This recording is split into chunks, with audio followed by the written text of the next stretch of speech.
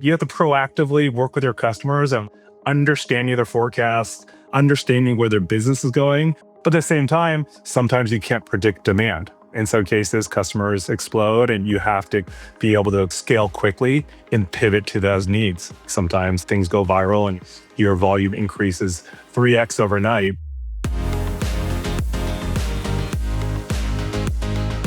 On today's episode, we're going to go through a lot of really interesting things with Brian. We talked a bit about 3PL, how it's integrating AI, when you should actually start with a 3PL company, when you're scaling in revenue, and how you can actually pick the right partner. So if you continue to double or triple your sales year over year, you're not going to be operationally constrained. Super excited for today's episode. Welcome to another episode of the e-commerce toolbox, Experts Perspective. Joining us today, we have Brian Tu, who's the CRO of DCL Logistics. Welcome, Brian.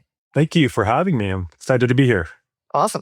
So we're really excited for this episode today. Maybe talk us through your career journey and how you ended up in your current role. Yeah, so I spent about 18 years in ad tech. So really working with Fortune 500 companies to place ads and do digital marketing. So really working for them to reach the audience. Early days of digital marketing, and kind of fast forward to kind of 7 years ago, I joined DCL and I'm the CRO. If you kind of do a little research, for a family-owned business, my parents started it 43 years ago. So I run the company with my brother. My parents have since retired. Very cool. Just out of curiosity, how'd your parents get into business? And how has that kind of evolved over the years? Obviously, there was a big D2C boom in COVID. Maybe start us off with how your parents kind of launched the business, and then we'll go for how it's evolved. And yeah, very curious. Yeah, so my parents started in 1982 in Silicon Valley. So back in the day where internet didn't exist, and they started off, my father worked at Hewlett Packard. He's a programmer, and he decided, hey, listen, I want to start my own business. And he stumbled across kind of diskette duplication. So for those that are probably aging myself here, but back in the day when there wasn't kind of digital software, you had to buy physical software. So we did diskette duplication and replicated those diskettes from kind of software companies millions of times over. We packaged them up and delivered them to the store. So we did that for a good 25 years. And then as the internet kind of exploded, and my father said, hey, listen, this thing called the internet, people aren't going to buy physical software anymore. They're going to download it. So he pivoted away from kind of duplicating software. And he says, hey, we're good at kind of retail fulfillment. Why don't we become a kind of full service fulfillment company? So we went from retail fulfillment and expanded into direct to consumer. That's really, really cool. So that's kind of crazy because the industry you're in now didn't exist when your parents started, which is kind of crazy. So they had to full blown pivot into it. So obviously it's adjacent. I mean, you obviously spend time selling software. Maybe talk a bit about what's the biggest shift in kind of your mental models when it comes to software and digital outcomes versus fulfillment? What's the core value prop of fulfillment, and how is it fundamentally different from MarTech, for example? Yeah, it's a good question. I think with software, it's obviously infinitely scalable, and that's why SaaS is trillion-dollar companies out there selling software and digital media. So it's infinitely scalable, where fulfillment, obviously there are constraints, there's physical constraints. So you're selling physical goods and physical services. So that's been the real transition in terms of I get an infinite amount of stuff to sell. And now you have to be a lot more thoughtful with kind of how you're servicing brands, the new brands you're selling to, and making sure that the right fit for the services that you provide, because there are constraints. Very cool. From there, talk a bit about DCL's January 2026 expansion. Yeah, so we're adding our 7th facility in the US. We're adding another facility in Southern California. So it'll be our 3rd facility in Southern California. And we actually purchased the building. So we're owned and operated facilities. We own the facilities, we own the land. And yeah, we've seen this kind of explosion over the last kind of, I'd say, decade in terms of just omni-channel fulfillment demand. So it went from retail to obviously D2C exploded during the pandemic. And our Southern California facility has seen that demand surge just because of more products coming in from the ports. It's a great kicking ass staging point for a lot of kind of retail and omni-channel fulfillment, both retail and direct to consumer. So we wanted to make sure we stayed ahead of our customers' growth and open a brand new facility. So we're actually opening that in June of this year. So super excited. Very cool. So obviously our listener base is heavily just retailers that are trying to get an edge. What are some of the edges that you think people need to get in fulfillment? Like if I'm a D2C brand, what's the edge I can get over my competitors with partnering with a company like yours? Yeah, I think really with fulfillment companies, it comes down to like a true partnership. They're obviously a lot. They see a lot in terms of on the floor, what other brands are doing, kind of best practices, and also making sure that the fulfillment providers can unlock different capabilities. Like examples of like their software should be dynamic enough to kind of help expand sales. I'll give you an example of something like virtual bundles. So marketing team wants to kind of test new products or bundles of products, but there are constraints on the operations side. So we built software that you could do kind of virtual bundles and kit them on the line as opposed to kind of locking up your inventory by pre-kitting it, as an example. So there's different ways to kind of work with your kind of fulfillment provider to really unlock kind of either different sales channels or increase average order value by using different softwares or kind of in-house expertise. Very cool. Talk to me a bit about, you'd mentioned you guys are building some software for things like that. Is AI impacting your business at all, like either internally, operationally, or how you're interacting with your clients? If so, talk to us a bit about that. Yeah, I mean, for sure. AI is definitely impacting our business in a good way. It's driving efficiencies. One specific way is last year we launched kind of an AI powered carrier and parcel optimization engine. And what really that means is like taking all this kind of disparate data and allowing AI to make the decisions on behalf of ourselves and on behalf of our brands to kind of drive kind of costs down from a parcel standpoint and increase transit speed. So you think about kind of millions of data points. It's really hard to kind of process that on spreadsheets. It's really slow. And this is purpose built for this generation of like AI powered thinking in real time optimization. So that's something that we actually applied today. And it's been a huge success in a very short period of time. If you're listening to the e-commerce toolbox, you're entitled to a podcast exclusive website audit. Go to noibu.com/podcast-audit for a free scan that uncovers the hidden friction blocking your conversions and shows you where you're leaking revenue. Now, getting into some of the e-com specific things. So we're chatting about this before, but McKinsey & Company did a report. 95% of consumers say that they actually prefer free standard shipping over paid expedited. And more than 80% will still buy if there's 4 to 7 day delivery when it's free. When brands want kind of 2-day everywhere, how do you actually help them build infrastructure to be able to deliver on that? And what's kind of some of the maybe hidden cost to serve when it comes to being able to enable that? I think that our brands, our customers could have both. A lot of brands could have both. They could have faster delivery and that's cost effective. So I believe that they could have both. So working with brands up front is really understanding kind of their order profile, where their customer base is, and deciding how to place them in your network, whether it's 2 nodes that are bi-coastal or it's a single node in the middle of the country. It really depends. The beauty of it is that the carrier infrastructure or carriers have expanded tremendously over the last 15 years. So 15 years ago is like you had 3 main carriers, UPS, FedEx, and USPS, and now there's dozens of carriers that to choose from. So it's really kind of opened up the market for options and using technology to tap into those various carriers and kind of, again, like I said, bringing costs down and while increasing or maintaining kind of fast shipping. Makes sense. I believe our team looked at one of your case studies. It talked about one of the brands that you guys support tripling their sales year over year.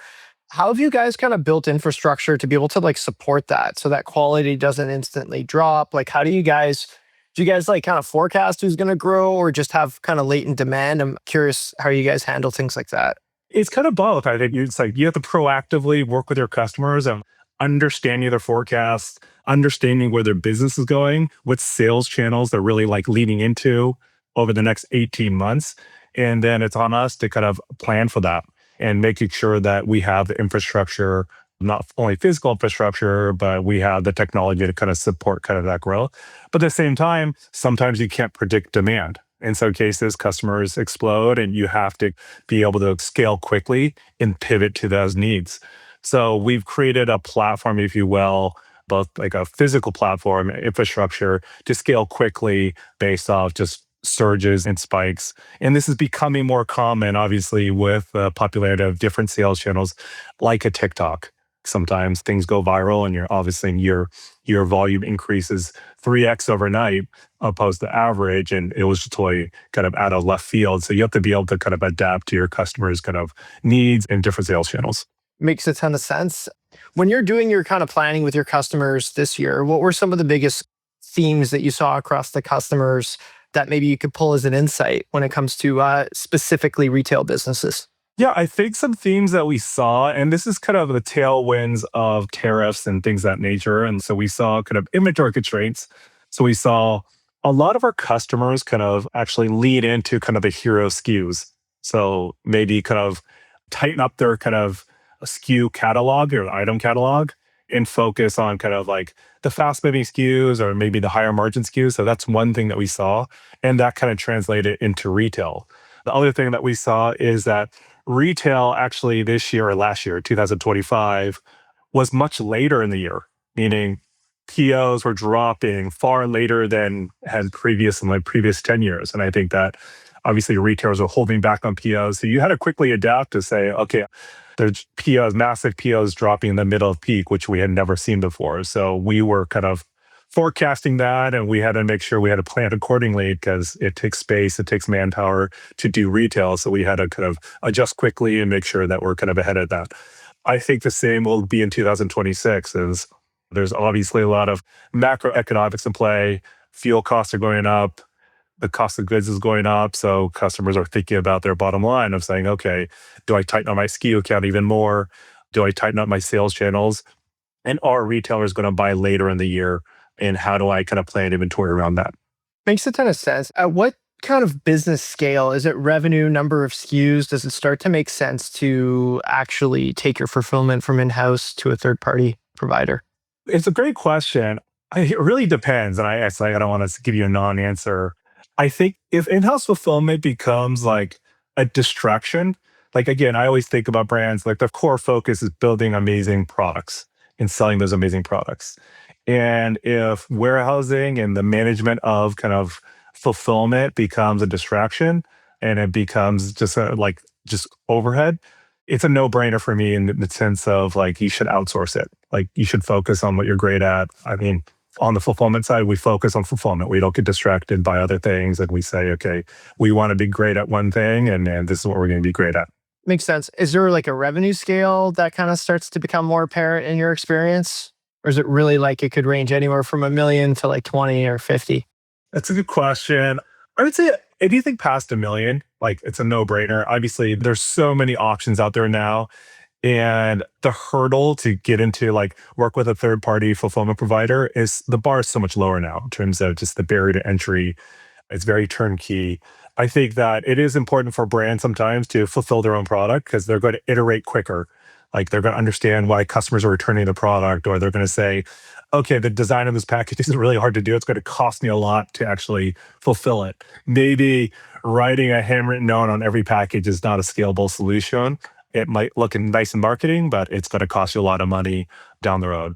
So those are the little things that I always think about is how nuanced is your fulfillment profile, but also it's important that they have hands-on initially to kind of learn. And then once they kind of outsource, they can kind of help guide the 3PL and you can help scale your business quicker that way. Makes sense. There's been a lot of headlines around returns being just like a macro problem. So maybe talk to me a bit about returns. How do you guys kind of help with that? Yeah, that seems like honestly, it's a sticky problem with some brands like having up to like 20% of their sales being returned back. So yeah, talk to me a bit about that. Yeah, and as a consumer myself, it's like you just assume that the brand you could return the product and you could try it before you buy it type of thing. So we see that super common, and obviously big guys like Amazon have like just made the return process so easy. So that's kind of habituating the consumer's kind of mindset. I think on the brand side, it's really important that one, they have clear kind of return rules, what you can and can't return. Two is making sure that kind of the business rules with the fulfillment provider are very buttoned up in terms of what to do with inventory when it gets back. The sooner you like as of you disposition is a good product, can I put it right back into kind of good stock and sell that product? The other thing is if it's disposition for kind of recycling, make sure those business rules are really clear. So in the same time, you want the platform and the information to provide back to kind of the brand in real time. So you could provide it to marketing, you could provide it to sales channels, the supply chain teams of why these products are being returned so they could iterate and learn faster. Very cool. Makes a ton of sense. As we look to wrap up, Brian, is there anything else that you want kind of our listeners who are mainly retailers to kind of think about? Yeah, I think we know in this world, this space, it's ever changing. So having that kind of flexible mindset and adapting to the market, and your partners should act no differently. So whoever you partner with, like for example, a 3PL partner should have that same mindset, is that adaptability is going to help you scale your business. And you want to make sure when talking to 3PLs or any partner that they share that same mindset. So it's not just a vendor, it's really a partner mindset. And that's more so than ever before, just because of kind of what's going on in the world, how it's changing, I feel like every single day. And brands are just kind of adjusting on the fly, and partners need to do the same. Very cool. Thanks, Brian. If someone wants to get in touch with you, how can they do that? Maybe LinkedIn? Is that a good channel for you? Yeah, LinkedIn. Please find me, Brian, too, on a LinkedIn, or find me on the website, dclcorp.com. Awesome. Thanks so much, Brian. Hey, thanks for having me. Appreciate it. The e-commerce toolbox Expert Perspectives is brought to you by Noibu. To find out more about Noibu and how we can help you debug your e-commerce site and rocket your revenue, visit www.noibu.com. That's noibu.com. And then make sure to search for the e-commerce toolbox Expert Perspectives on Apple Podcasts, Spotify, or anywhere else podcasts are found, and click subscribe so you don't miss out on any future episodes. On behalf of the team here at Noibu, thanks for listening.